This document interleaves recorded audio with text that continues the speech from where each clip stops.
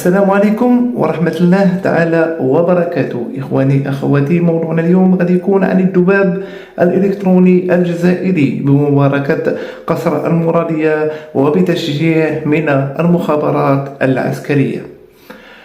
خليكم معنا في هذا الفيديو باش تعرفوا تفاصيل كاملة في هذا الموضوع. لم يعد يخفى على أحد حرب الإشاعة الإعلامية التي يشنها نظام العسكر بالجزائر عبر أبواقه وذبابه الإلكتروني في مواقع التواصل الاجتماعي، بالإضافة إلى استعانته ببعض مرتزقات اليوتيوب من مختلف الجنسيات. هذا كله من أجل بث سمومه ضد المغرب في محاولة يائسة منهم لزعزعة معنويات المواطن المغربي وثقته في ملكه ومؤسسات بلاده. فكل من يتابع مختلف وسائل الإعلام الجزائرية من صحف ورقية ومواقع إلكترونية وقنوات تلفزيونية سيلاحظ أنه لا يمر يوم دون أن تقوم هذه الأبواق بنشر عشرات المواد الإخبارية والتقارير الإعلامية حول صحة الملك وصراع داخل القصر الملكي، حيث وصلت حماقات البعض من هذه الإشاعات إلى حد الحديث عن شبيه الملك الذي يستعين به المقسم وفق تعبير أبواق الكبرنات للتغطية عن الغياب المزعوم للملك. هدف الحملة العشواء التي أصبحت تشنها وسائل الإعلام الجزائرية في الآونة الأخيرة ضد المغرب بأوامر من الحكام قصر المرادية العسكريين وبتشجيع ودعم أجهزتهم الاستخباراتية، لا تهدف فقط إلى التشويش على استقرار المملكة أو تشكيك المواطن في قدرة الملك على ممارسة مهامه أو قدرة مؤسسات بلاده على حماية الوطن، بل أصبحت تستهدف أيضا المجتمع المغربي وثوابت الأمة وتاريخها وثقافتها العريقة بالكامل. وعادة ما يقال أن الحقد يعمل بصيرة، لكن في حالتنا هذه ومع حمق نظام العسكر الذي بلغ أوجه فإن الحقد يصيب بالغباء أيضا، حيث آخر ما جاءت به عبقرية هذا النظام أن قام حساب وهمي محسوب على الذباب الإلكتروني التابع للمخابرات الجزائرية بارتكاب خطأ فادح بعدما نشر قائمة تعليقات موجهة من طرف الجنرالات، والتي يجب على باقي الحسابات التقيد بها لشن حملاتهم ضد المغرب.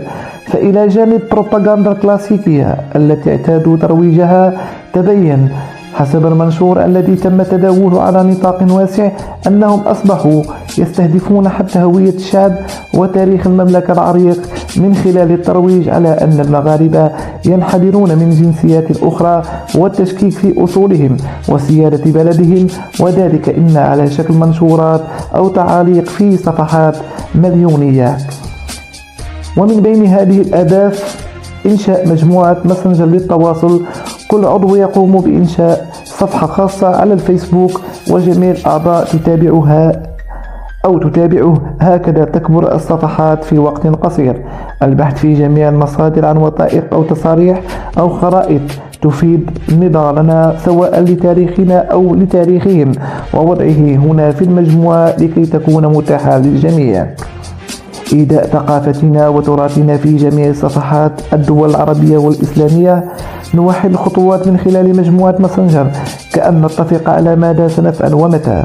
غزو صفحاتهم بالتعاليق التي تشكك في تاريخهم وهويتهم وسيادتهم. دائما الهجوم يكون في توقيت موحد في كل صفحة من صفحاتهم، كل على حدة. التركيز على أنهم لا زالوا مستعمرين وتشكيكهم في سيادتهم على أرضهم. يجب على جميع الأعضاء الاطلاع على معاهدة إكس ليبان لأنها تمثل عارهم، وبها نستطيع ضرب صميم حماسهم. لا ندع لهم مجالا للرد أبدا. التركيز على معيشتهم الاجتماعية من فقر وحرمان وجوع عبر الفيديوهات المتوفرة على اليوتيوب. التركيز على السياحة الجنسية وبناتهم اللواتي في الخليج، وكذا تجارة المخدرات، فهذه الأشياء تشككهم في مجتمعهم. التشكيك في جيناتهم وإبراز أنهم جزء منهم سنغالي وجزء موريتاني والباقي إسبان وفرنسيين. وهذه نقطة جد مهمة، هو افتخارنا بأمتنا وبلادنا وتاريخنا، وقصف كل من يقول كلمة واحدة. إنشاء صفحات يوتيوب، ونقوم بنفس عملية صفحات فيسبوك من متابعة وتواصل في الخطوات. التواصل مع وزارة الثقافة وبضغط شديد لتجعلها تسجل تراثنا المادي والمعنوي مهما كان بسيطا على لوائح المنظمات العالمية المختصة وخاصة منظمة يونسكو. توعية شعبنا بكل السبل سواء على مواقع التواصل أو في الواقع وتعريفه بتاريخ أمته وزرع روح الفخر بها والانتماء لها. التشكيك في خطواتهم في قضية الصحراء بين قوسين المغربية بطبيعة الحال والتقليل منها وإظهار فشلها. الضغط أو الطعن في رموز مملكتهم من النشيد إلى التأسيس إلى العلم، إبراز أنهم أمة خاضعة لم تجاهد في حياتها وأنها أمضت تاريخها من حماية إلى أخرى. أخيرا نشر فضائح مسؤوليهم وخاصة العائلة الحاكمة. هذا ونلاحظ بين الفينة والأخرى يخرج لنا المعلق الصحفي حفيظ الدراجي دائما بتغريدات استفزازية للشعب المغربي وعن الحكومة المغربية. حتى في هذه الأيام دائما يطل علينا صاحب مقولة با بخرجات يتهم فيها رئيس الفيفا ورئيس كاف بانحيازهما للمغرب قصد تنظيم كأس السذاجة والبلاهة التي يتميز بها نظام الكاميرات تفاجئنا كل يوم بحماقة مضحكة وخطط في غاية البلادة. ضمن منهم أن الشعب المغربي غير مدرك بأفعالهم الدنيئة نظرا لعدم معرفتهم بفطنة الشعب المغربي. هنا وصلنا إلى نهاية هذا الفيديو، أتمنى أن يلقى إعجابكم ولا تنسوا دعمكم لهذه القناة عبر الاشتراك والتفاعل والتعليقات، وشكرا لكم والسلام عليكم ورحمة الله تعالى وبركاته.